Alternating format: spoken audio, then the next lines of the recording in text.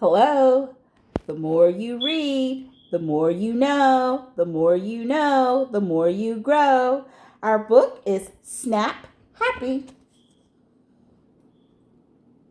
Snap Happy by Diana Noonan.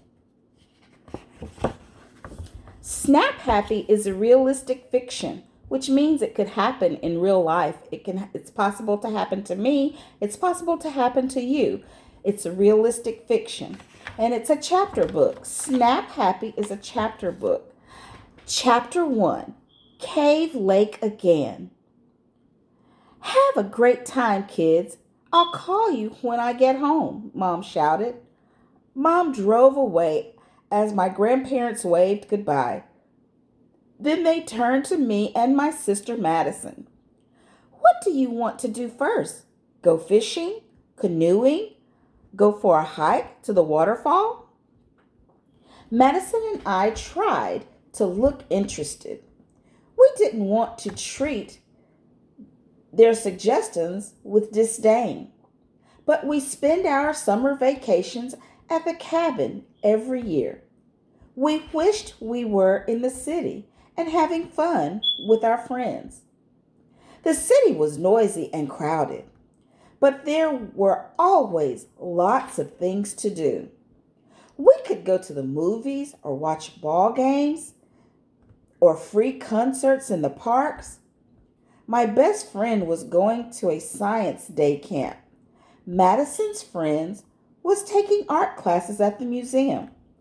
Our neighbors were having a party at the zoo. However, we were at Cave Lake again. Mom couldn't take us on a trip.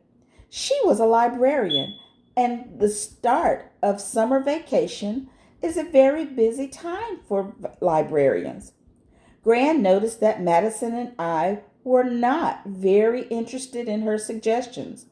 After we finished unpacking, she showed us a pamphlet. Gramps looked over Graham's shoulder and read the pamphlet aloud. What's up at Cave Lake? I wanted to say something like, nothing's ever up at Cave Lake.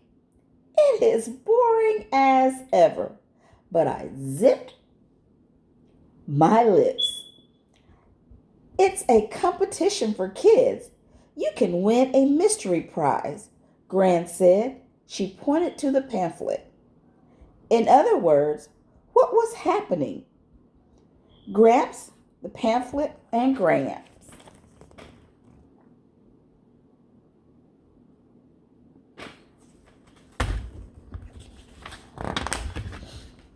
Madison read the pamphlet.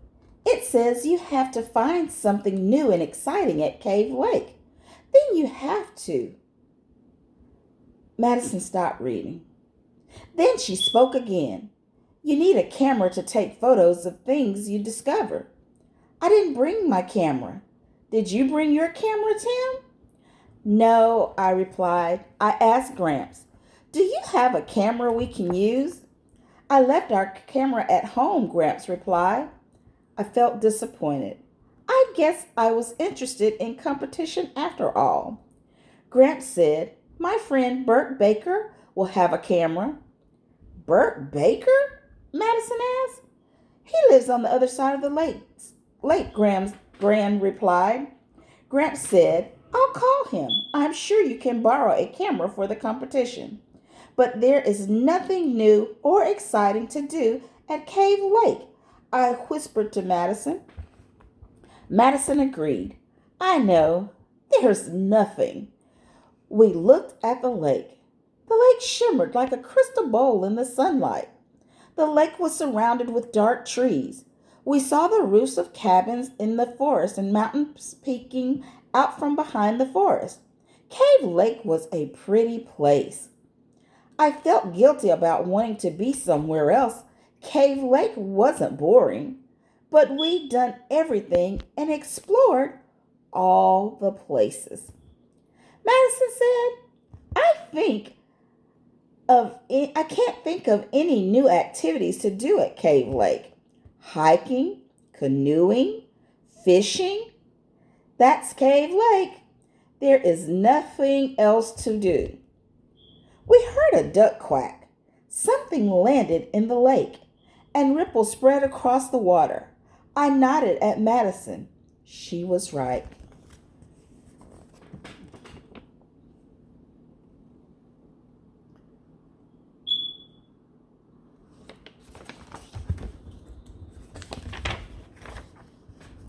Chapter 2. On the Hunt. The next morning, Madison and I got ready to explore Cave Lake, but we didn't have much hope. We had gotten a camera from Bert Baker. Think of yourselves as detectives, Gramps told us. We walked down the path toward the lake. There was a family standing in the lake, pushing plastic buckets along the surface of the water. Every few moments they stopped and looked into the buckets. Madison asked, "Do you think what they're doing counts as something new and exciting?" "I think what they're doing is strange," I replied. Then we arrived at the shore. The family came out of the lake. They explained to us what they were doing. We invented the bucket viewers. One of the kids said proudly, "We cut out the bottom of the bucket and glued in clear plastic." His dad explained, "When you drag the bucket on the surface of the water, you can see the bottom of the lake." "We've seen fish and water bugs," said the other kid. Madison explained to the family about the competition. The family let me take your picture of them with the buckets. "That was a fluke, a lucky chance," I said to Madison. Next, we saw an art class on the edge of the lake. There were easels and paint palettes. The teacher told us that she teaches an art class at Cave Lake every summer. She takes the students around the lake into the forest and to the mountains. We took a picture of the art class. Bucket viewers.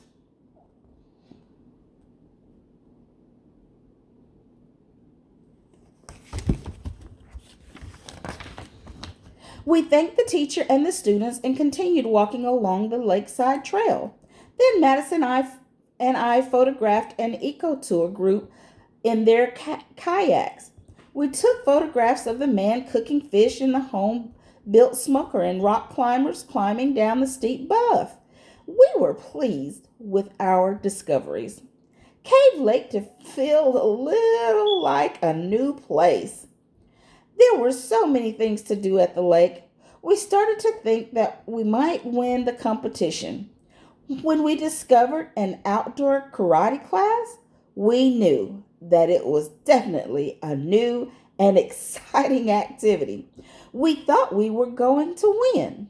Madison took out the camera and started taking photographs of the karate class. The photographs were superb. Then we noticed someone else taking photographs of the karate class. Our hearts sank. We weren't the only ones in the competition. We felt disappointed. When he says our hearts sank, that means they felt disappointed.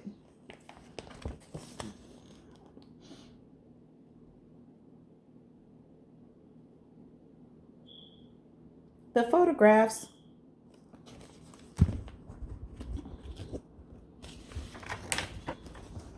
The boy holding the camera waved. He walked over to us with his little sister. They were excited about the competition, just like Madison and me. The boy's little sister told us what they'd photographed. I couldn't believe it. They discovered exactly the same activities as we had. They'd also seen other kids taking pictures for the competition. Suddenly, it felt like we had no prospect of winning the competition. Madison asked, "What do we do now?" I said, "We keep focused on finding new activities. We have 6 more days before the competition ends." I tried to stay positive, but I didn't feel very confident. We met more kids who were in competition. I almost gave up hope. On the last day of the competition, We downloaded our pictures onto the What's Up at Cave Lake website. Madison and I went to Bert's place to return the camera. When we saw Bert, I began to think differently. Chapter 3, Hidden Treasure. We knocked on Bert's door, but no one answered. Gramps said, "Bert's car is here. Maybe he's working in the shed." Gramps was right. We saw Bert in the shed. He was holding the strangest camera I had ever seen. Bert saw me staring at the camera. "It's an 1891 Henry Clay," he said. Bert's shed was absolutely full of cameras. I was totally stunned by the variety. Some cameras were as big as a TV. Other cameras had lenses at the end of a long cloth tube with black capes and hung down at the back like curtains. Bert, camera, sandals.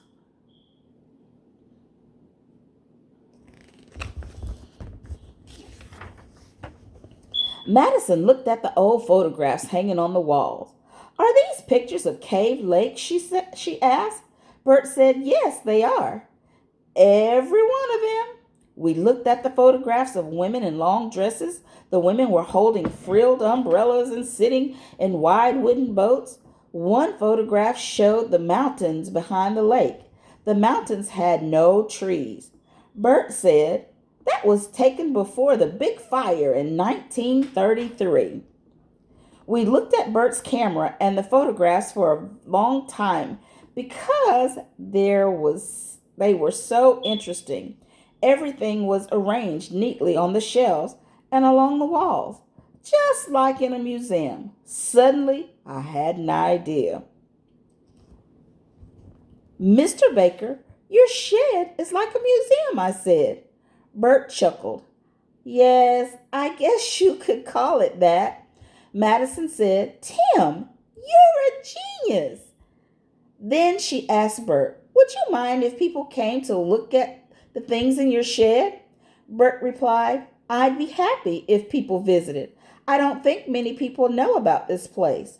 I looked at my watch. The competition was ending in 20 minutes. We had to work quickly to enter more photographs in the competition. "Can we take some pictures of your museum?" I asked Bert.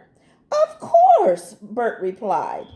5 minutes later, Gramps drove us to the town library. We used the computer to download our last photographs for the competition.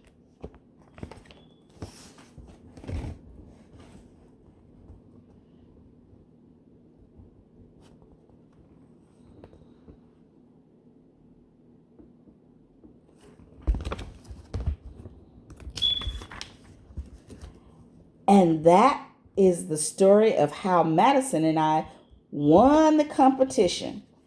Some kids had discovered a man who made wooden sculptures with a chainsaw. Other kids had discovered cheese making classes. But Madison and I had discovered that Bert Baker had an incredible camera and photograph collection. The prize was a helicopter ride over Cave Lake. The ride was awesome. But the best part that people found out about Bert's collection. The competition was reported in the newspaper. When people read the article, they wanted to visit Bert's shed. His phone didn't stop ringing for the rest of the summer. Bert came to visit us one evening. He asked us, "Would you kids like to help at the museum?" We both agreed right away. We had so much fun helping Bert that we asked Mom to let us stay at the lake longer. She was surprised. "You've got a new perspective on Cave Lake. What brought about the sudden transition?" I told Mom, "Helping Bert at his museum, it's great. He's teaching us how to use some of the old cameras." "Tomorrow we're going to karate class," Madison added. "What?" Mom asked. I said, "Karate. Why don't you come up to the lake and try it? Or you could just choose another fantastic activity we discovered. Cave Lake is ready and waiting for you.